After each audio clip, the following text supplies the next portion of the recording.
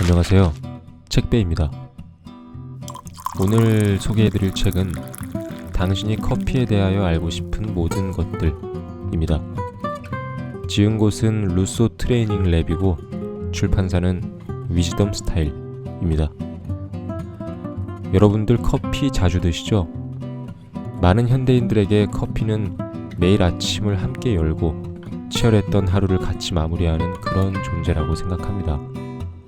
그런 의미에서 이 책을 소개해드리는 게 상당히 의미가 있을 것 같아요. 우리가 커피를 많이 소비하긴 하지만 커피에 대해서 자세하게 알아보려는 단계까지는 가지 않잖아요, 보통. 그렇기 때문에 오늘 이 영상에서 다룬 정보를 접하는 것만으로도 커피에 대해서 상당히 깊게 이해할 수 있지 않을까라는 생각이 듭니다.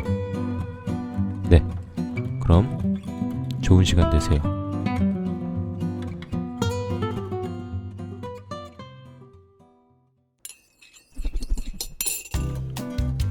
프롤로그. 매일 아침을 함께 열고 치열했던 하루를 같이 마감하는 한 잔의 커피. 현대를 사는 우리뿐만 아니라 역사 속 인류의 많은 지성들은 커피에 관한 수많은 찬사를 남겼습니다.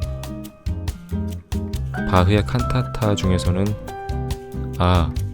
커피의 기막힌 맛이요. 그건 1000번의 키스보다 멋지고 마스카트의 술보다 달콤하다.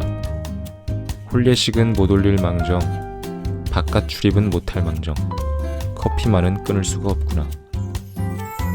이 구절은 되게 얼마 전까지 저희의 모습이 아니었나. 제가 카페를 정말 좋아하는데 2.5단계로 격상하면서 바깥 출입을 자제하느라 카페를 못 갔었거든요. 약간 그런 상황과 굉장히 비슷해서 좀 와닿네요.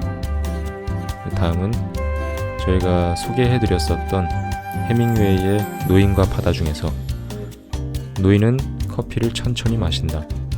이것이 그의 하루 식량의 전부다. 이것을 마시지 않을 수 없다는 것을 그는 알고 있다. 네, 이 구절도 그만큼 커피가 현대인과 얼마나 가까이 밀접해 있는지 보여주는 그런 구절인 것 같습니다. 커피, 그 매력 속으로. 처음 발견된 이후 수백 년에 걸쳐 전 세계로 퍼져나가며 문화를 형성하고 개혁의 중심점에 있었던 커피는 현재 많은 사람들의 일상이 되었습니다. 간편하게 마실 수 있는 인스턴트 커피가 주를 이루던 초반과는 달리 커피 애호가들이 증가하기 시작하면서 자연스럽게 커피 시장이 확대되고 많은 관련 직종들이 생겨났습니다. 커피에 대한 관심이 높아지고 애호가들의 지식과 요구하는 품질이 높아져감에 따라 점차 저가의 대량 커피보다 고품질인 스페셜티 커피가 주목받고 있습니다. 스페셜티 커피란 베리, 자스민, 오렌지 등 복합적이고 풍부한 개성이 뚜렷한 향미를 가진 커피들을 말하는 것으로 와인의 그랑크리 등급이라고 볼 수 있습니다. 그렇다면 필요한 것은 무엇일까요? 과연 어떤 커피가 좋은 향미를 가지고 있는지 평가를 하는 것과 더불어 어떠한 환경에서 품질 좋은 커피가 재배되는지, 어떻게 보관하고 어떠한 프로파일로 로스팅을 해야 향미를 살릴 수 있는지 등 다양한 관점에서의 많은 지식과 기술을 필요로 합니다. 이 책은 단순히 커피를 알고 싶은 분들 뿐만 아니라 커피를 시작하는 사람들을 위한 가이드북입니다. 커피를 어떤 환경에서 재배하고 가공하는지부터 평가하는 법, 로스팅의 원리와 추출 등 한 잔의 커피를 추출하기 위해서 진행되는 전반적인 과정을 모두 담았습니다. 이 책으로 인해 많은 분들이 더욱 즐겁게 커피를 제대로 즐기고 행복한 커피 문화가 널리 전파될 수 있기를 바랍니다. 커피를 시작하다. 세계의 문화, 사회, 경제뿐만 아니라 개인의 삶에도 많은 영향을 미치는 음료. 이 한 잔의 커피가 우리 앞에 오기까지 얼마나 많은 시간과 사람들의 땀과 노력이 배어 있을까? 커피의 역사.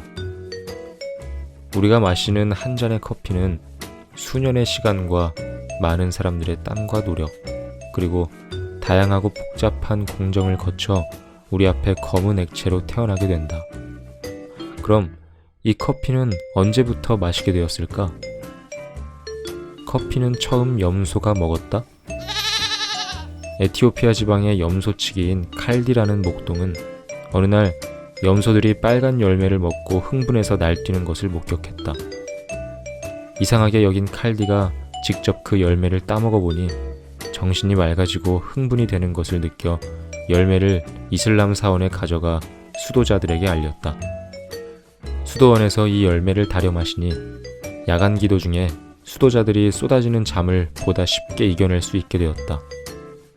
그 이후부터 성지순례를 떠나는 수도자들에 의해 에티오피아에서 주변 국가로 점차 커피가 알려지기 시작하면서 이슬람 문화권을 중심으로 퍼져나가게 된다.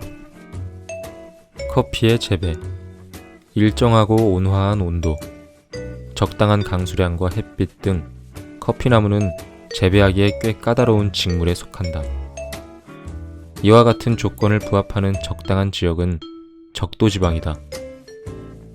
하지만 적도지방에 저지대는 커피나무가 살 수 없을 정도로 온도가 높아 평균 섭씨 15에서 25도를 유지하는 해발 1000m에서 1800m 정도의 고산지대에서 재배된다. 커피나무가 주로 재배되는 곳은 남북위 25도 지역으로 길게 띠를 형성하고 있어 커피존 혹은 커피벨트라고 부른다. 커피 재배에 적합한 조건. 토양의 비옥함의 정도는 온도, 습도, 견고성도, 산도, 필수 무기질, 배수, 경사 방향 및 고도에 따라서 달라진다. 커피가 잘 재배되기 위해서는 토양이 우기에도 배수가 잘 되도록 다공질이어야 하며 뿌리까지 영양분과 수분 흡수가 잘 되도록 너무 건조하거나 단단하지 않은 것이 좋다. 특히 화산질 토양은 미네랄이 풍부하고 약산성을 띠고 있으며 또한 철분과 칼륨이 풍부해 커피나무가 건강하게 생장할 수 있다. 고도. 커피는 주로 고지대에서 자라며 아라비카의 경우는 최소 해발 800m 이상, 로부스타의 경우 200에서 600m에서 재배된다. 고도가 높을수록 일교차가 커지고 이에 따라 커피의 생장 속도가 느려져 열매의 숙성 기간이 길어지게 된다. 팁. 고도에 따른 일교차가 커피 향미에 미치는 영향. 식물의 잎은 낮 동안 햇빛을 받아 잎의 엽록체에서 빛과 이산화탄소를 이용하여 탄수화물과 산소를 생성하는 광합성 작용을 한다.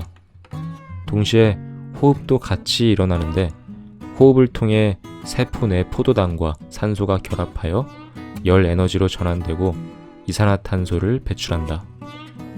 고도가 높은 경우 커피나무가 광합성을 활발히 진행하다 밤이 되어 기온이 급격히 떨어지면 자기 자신을 보호하기 위해 호흡작용이 더뎌지며 이 작용을 통해 생두 밀도가 단단해지고 다양하며 복잡적인 향미와 산미가 두드러진다.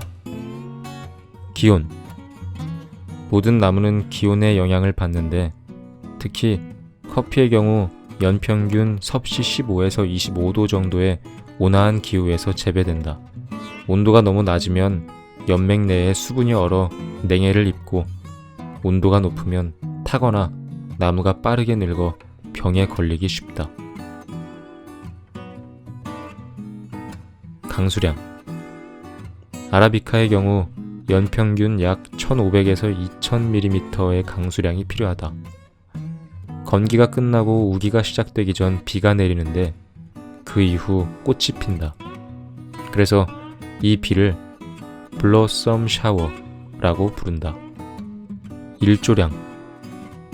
커피나무는 일조량이 너무 많아 직사광선을 많이 받게 되면 잎의 온도가 올라가 광합성이 제대로 이루어지지 않는다.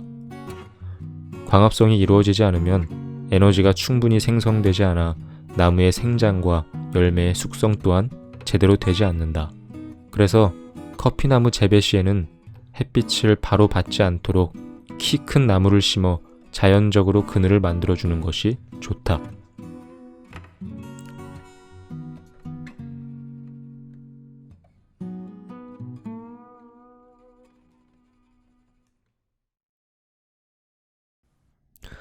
네, 이렇게 아주 간략하게 책의 일부분을 소개해드렸습니다. 저는 책을 보고 나서 앞으로는 지인들과 커피를 마실 때 조금 더 아는 척 할 수 있겠다 라는 생각이 들어서 좋았는데, 여러분들도 그러실 수 있었으면 좋겠습니다. 영상이 마음에 드셨다면 정말 감사하고요. 혹시 마음에 들지 않으셨다고 해도 끝까지 시청해 주셔서 감사하다는 말씀 전하고 싶습니다. 다음 영상에서는 더 좋은 모습으로 찾아뵙겠습니다. 네, 감사합니다.